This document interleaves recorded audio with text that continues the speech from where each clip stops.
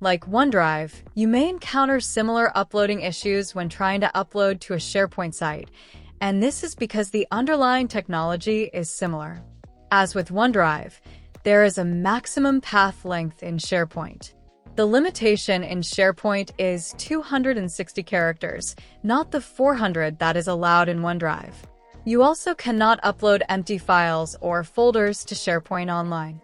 Let's pop over to the demo and explore the other issues you may encounter when using SharePoint Online.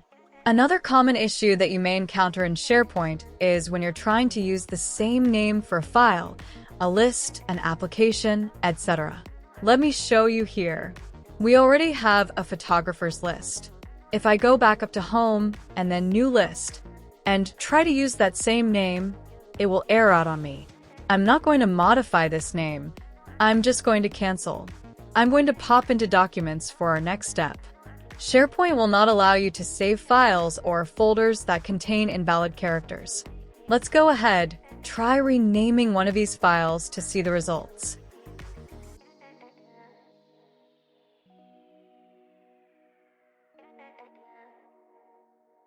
In our example, I'm going to try to rename Flores, and I'm simply going to add the question mark to the end of the file name. And we can immediately see we have an error.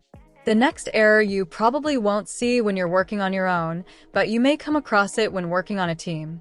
Let's open up the Flores document. We're just going to open it in the browser. Keep it simple. Now that the file is open, we're going to pop back into our SharePoint documents list. And at this point, I'm going to try to delete this file. Yes, I'm really sure I'm unable to delete it because the file is open. In order to delete this file, I would need to first close it, or if it's another user using it, they would need to close it. And finally, you may run into issues opening files from SharePoint. The two most common issues are the format of the files not supported or the file is damaged.